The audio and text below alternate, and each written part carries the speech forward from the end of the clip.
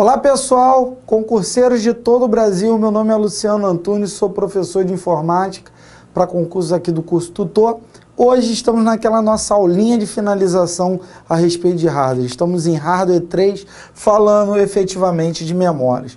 Então, último conteúdo, finalização, vamos lá, vamos ser objetivo, porque a gente já sabe que hardware é pesado, são vocabulários novos que a gente tem que saber. Então tá aqui, ó. Primeira coisa que eu queria distinguir para vocês é a ideia do barramento de dados, que nós já conhecíamos, que é a própria placa-mãe, né? É o caminho por onde passam os dados dentro do computador, legal?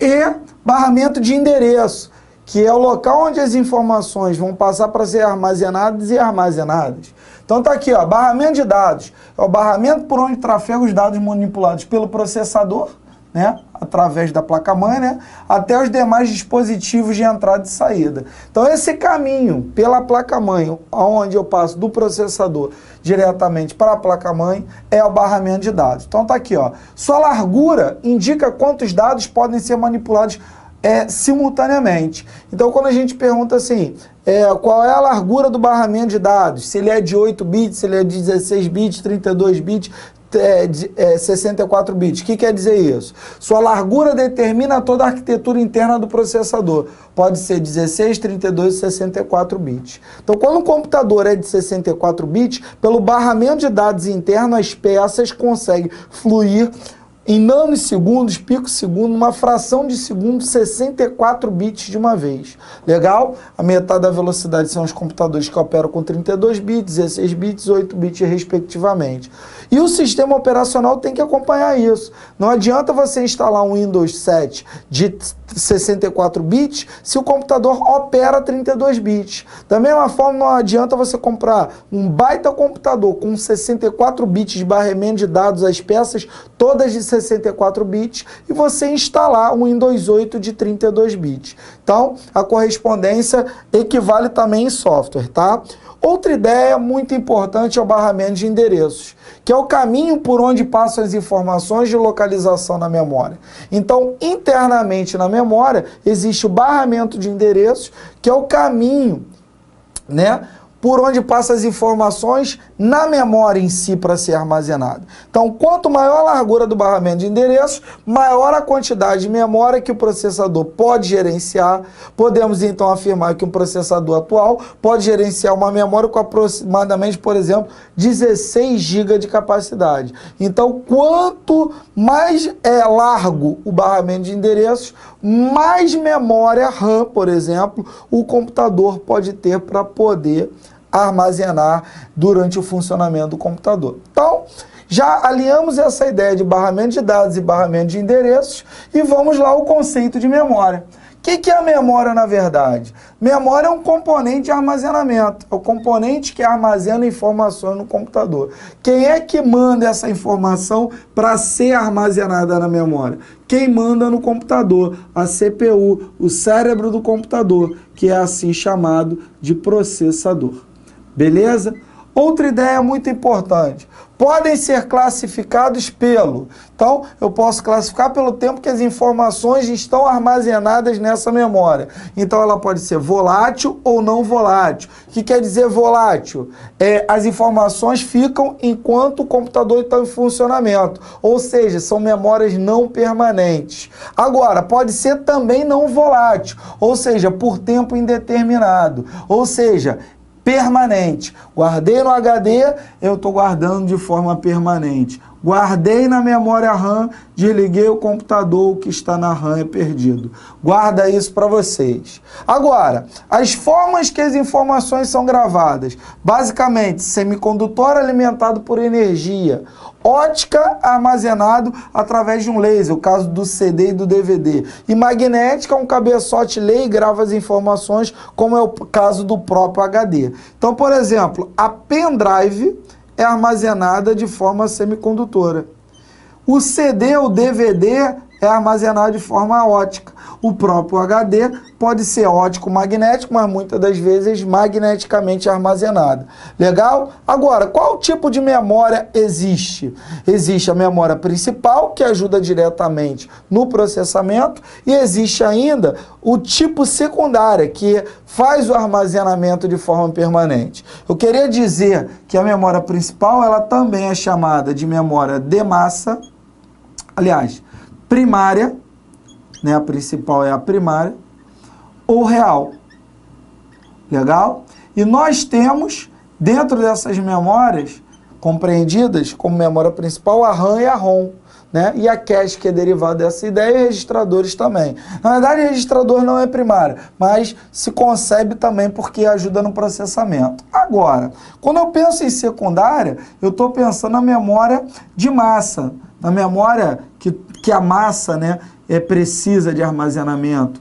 Então, é também chamado de memória auxiliar. Guarda isso para vocês, essa ideia do funcionamento muito, muito, muito importante. Então, estamos falando de memórias aqui em questão, tá? Então, vamos começar pela memória principal, que é o primeiro conceito, memória principal, primário, real, legal? E a primeira dessas principais é a própria RAM, tá? A RAM, que é chamada de Random Access Memory, ou ainda memória de acesso aleatório, ou ainda memória de acesso randômico, legal? Então, Random Access Memory, legal? É a memória de acesso aleatório, ela é lida e gravada aleatoriamente porque é essa memória que mantém os programas em funcionamento. Então tá aqui, ó, memória que ajuda a manter os arquivos e programas em funcionamento. Também conhecido como DRAM, ou seja, ele é uma memória dinâmica, legal? Por quê? Porque as informações não são, vamos dizer assim, eu boto algo nela, Word para funcionar nela, por exemplo, e se eu não mais estiver usando o Word, ela se limpa, ela libera espaço para outro programa usar. Vamos entender isso na ideia de swapping depois, tá? Então, por isso ela é dinâmica. Ela é alimentada por energia, então ela é semicondutora. Ela está conectada na placa-mãe e não presa, legal?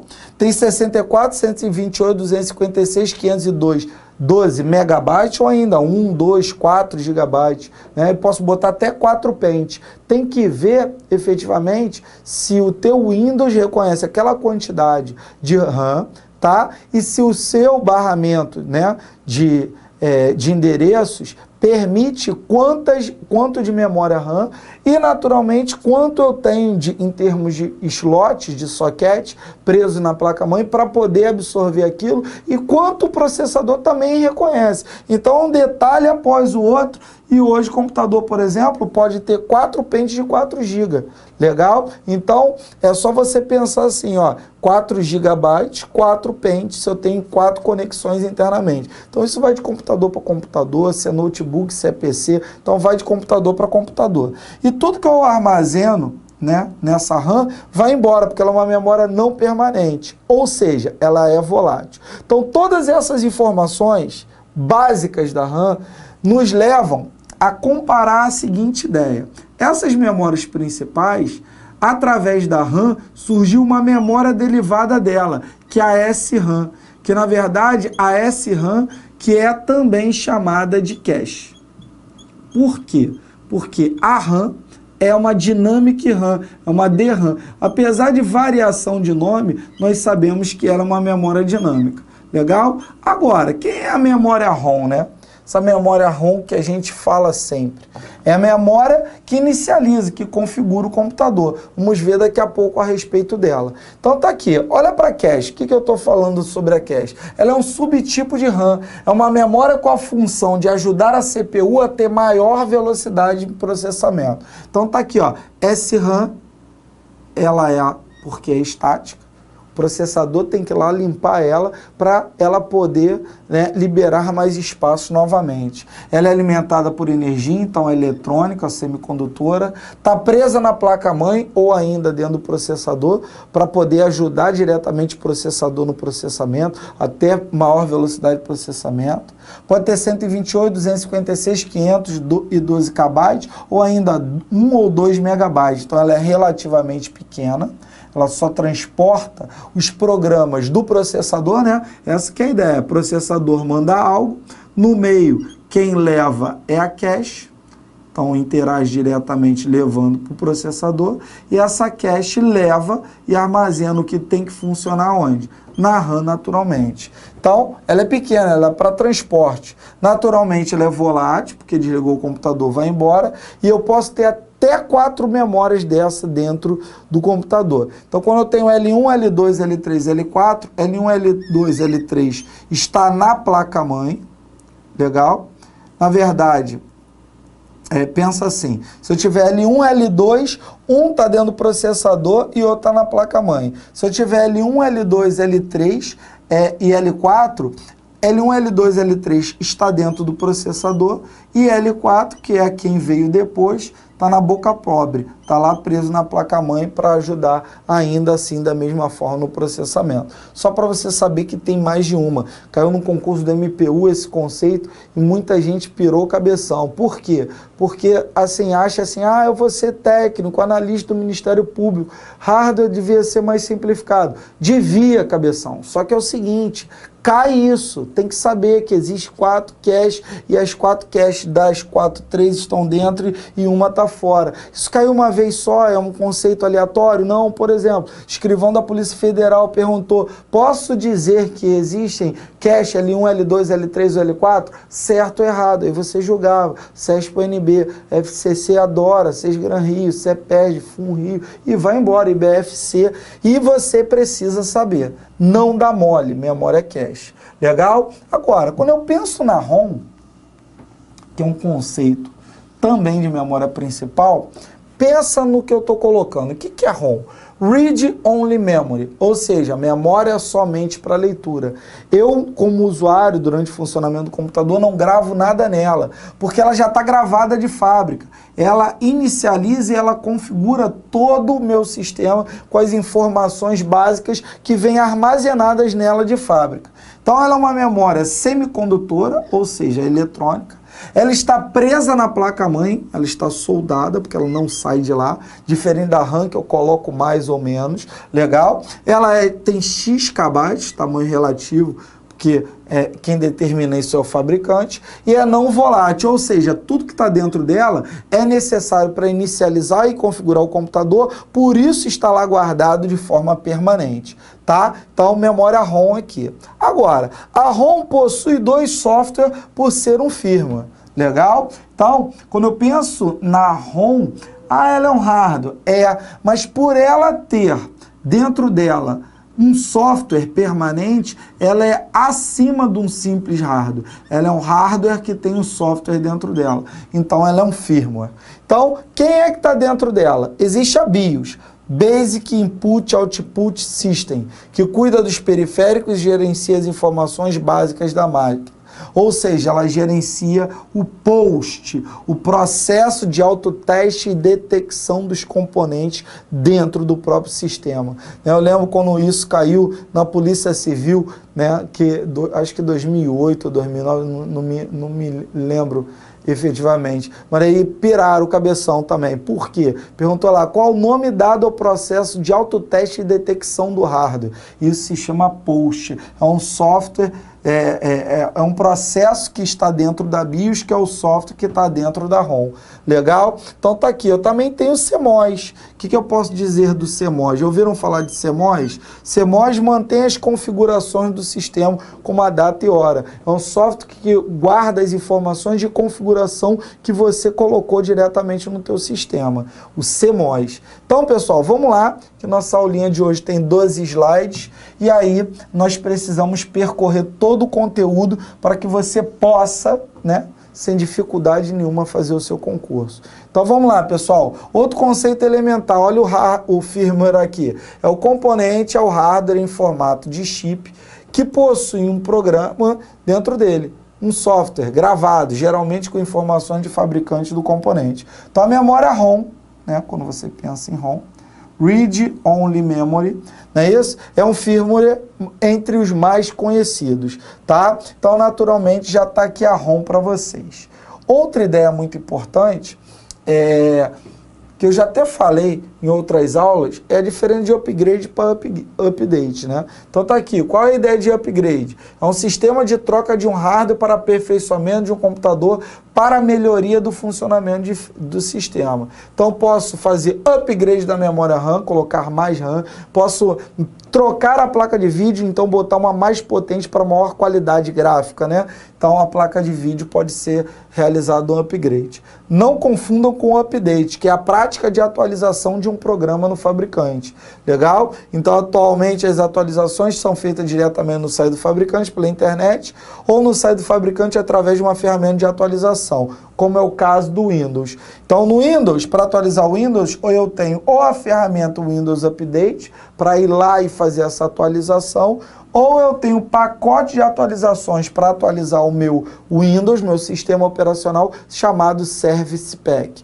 Mas tudo está ligado diretamente à ideia de update, tá? Não confundam. Outra ideia muito importante, pessoal, dentro desse conceito de RAM, né, desse conceito que nós estamos trabalhando de cache, enfim, os tipos de RAM diferenciado que eu posso ter. Então, eu tenho a RAM do tipo SIM, né? A DRAM, FPM, Fast Paid Mod, 30 ou 72 vias, que pode ter até 32 megabytes, legal? Que eu conecto lá na placa-mãe. Então, sim, não mais usado, conexão com tamanhos diferentes em termos de placa, que prende lá na placa-mãe, no socket, só tem 32 megabytes. Tem ainda EDORAM, Extended Data Output, que tem 72 vias de conexão em termos de tamanho, 32 megabytes. Também não mais fabricado ou utilizado, não muito visto. Agora, existe a memória DIMM, que é a SRAM, que é a Synchronous Dynamic RAM, que tem 168 vias de tamanho e tem até 512 megabytes de tamanho, de capacidade de armazenamento. Legal? É uma possibilidade. Computadores atuais ainda podem usar essa memória. Apesar que entrou em circuito o DDR, o Double Data Rate. Essas memórias são maiores em termos de capacidade e maiores em termos de velocidade. Então tá aí para vocês. A primeira DDR, ela tinha aí em termos, né, de capacidade 1 GB. Aí veio a DDR2 com tamanho maior, 124 vias, com a capacidade 2 GB. Hoje se fala em DDR3 com 240 vias até 4 GB. Legal?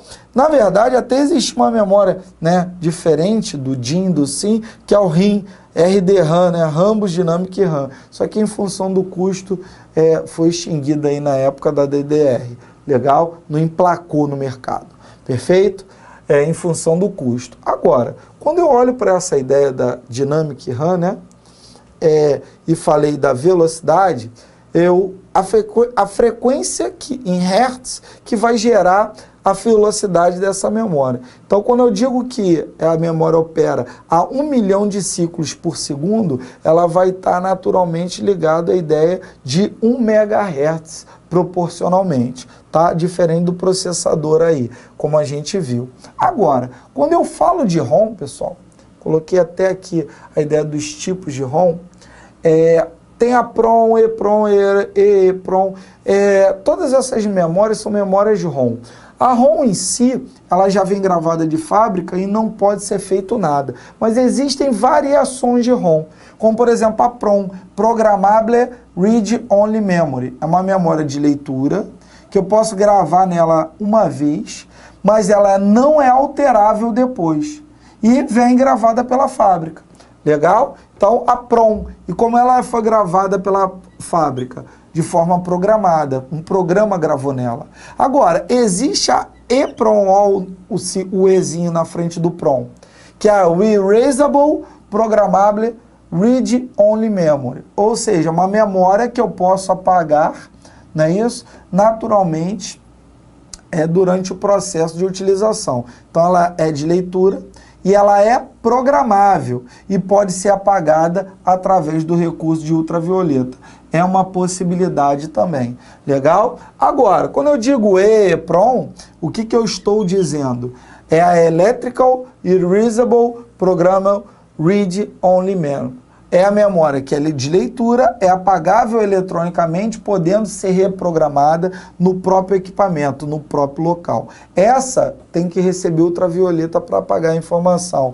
A EEPROM não precisa do ultravioleta. Tem um softwarezinho que eletronicamente dá choque nessa memória e apaga o conteúdo para você instalar tudo novamente. Você não, são recursos técnicos. O técnico que faz isso efetivamente, tá?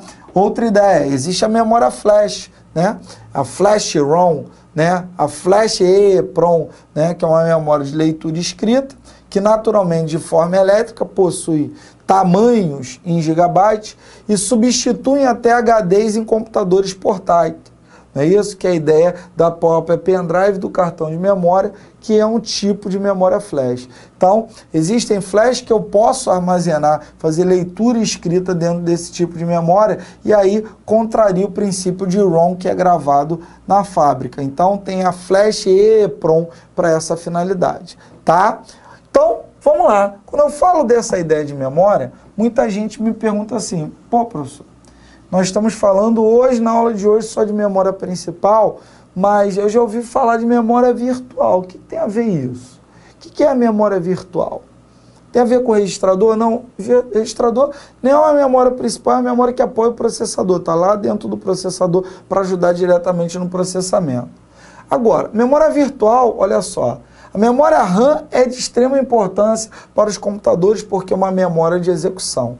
Alguns programas necessitam de mais memória RAM do que o tamanho existente. Nesse caso, os computadores criam uma extensão de RAM no Winchester que é chamada de memória virtual. A necessidade que alguns programas têm de possuir mais memória RAM faz com que o processador guarde informações de forma não permanente, ou seja, de forma volátil no Winchester. E aí esse Winchester vai armazenar as informações para manter aquele programa em funcionamento. Então tá aqui, essa memória não existe fisicamente, não é uma peça. É só o ato de guardar algo no HD como se guardasse na RAM. É apenas uma simulação do real de uso de uma memória física que não existe. Não tem esse espaço de RAM. Então já queria te dizer, a todo momento no funcionamento do computador, o Windows, o processador, está utilizando memória virtual. Por quê? Porque eles são gulosos, sempre usam mais RAM para os programas, tá? Então, outro detalhe importante da memória virtual está aqui, ó. Tudo que não cabe na RAM é gravado e apagado no disco rígido pelo Windows quando não mais em uso, tá? O uso de disco como memória RAM se torna o sistema e o desempenho da máquina mais lento. Então, quando existe o excesso da utilização da memória virtual, porque está faltando memória RAM, o computador tem logo um sintoma, lentidão. Perfeito? Quanto mais memória, melhor será o desempenho do sistema. Guarda isso para vocês, pessoal. Quanto mais RAM, mais o computador vai se sentir, né, livre para abrir programas, executar programas, colocar as coisas efetivamente em funcionamento. Então, eu tenho aqui o conceito de memória virtual para ratificar isso para vocês. Muita gente confunde a ideia de memória virtual com o conceito de swap, tá? Então, vou dar para vocês um breve, vamos lá, de memória virtual e depois vou comparar memória virtual com swap. Já falei de memória virtual, olha só a ideia de swap. Uma das técnicas empregadas na gerência de memória é conhecida como swap. Então, swap é para gerenciar a memória. Essa técnica tem como objetivo o aumento do número de programas que um sistema operacional pode executar. Então, o que acontece? Como é que funciona a ideia do swap? Quando o processador abre um programa e está guardando no HD como se estivesse guardando na RAM, ele está fazendo memória virtual. Isso daqui se chama virtual. Porém, quando efetivamente existem programas sendo guardados diretamente na RAM, o que o processador ele faz? Ele troca a quantidade de memória. Se antes se usava 128 megabytes para abrir o Word, Agora que eu abri o Excel, de 128 vai deixar de ser usado e vai ser usado o quê? 64 megabytes. E os 64 megabytes que eu estou usando vai ser usado no Excel, passando a utilizar nele 128 megabytes. Então guarda isso. A quantidade de alocação de memória para uma finalidade, quando ela é trocada, isso é swap. Eu tiro 64 megabytes da utilização do Word e dou para o Excel naquele momento. Parei de usar o Excel, dou isso para o Internet Explorer e vai trocando a quantidade de RAM que eu dou e permito determinados programas utilizarem. Então tá aqui para vocês, pessoal, para fechar a ideia. Quem é a memória virtual? Quem é a swap? A diferença entre memória virtual e swap é que a memória virtual tem como objetivo principal aumentar a capacidade para programas, legal? E já o swap tem como objetivo principal aumentar não a capacidade, e sim o número de programas executados naquele curto espaço de tempo, legal? Então, na verdade, trouxemos a ideia de memória principal para vocês. Aula que vem vamos continuar com relação a isso, só falando de memória secundária para finalizar esse escopo aí. Beleza? Tô junto de vocês, sucesso aí no seu dia a dia, qualquer problema, professor Luciano Antunes através do Facebook ou professorlucianoantunes@gmail.com. Legal? Um abraço aí, sucesso, um abraço seu professor Luciano Antunes.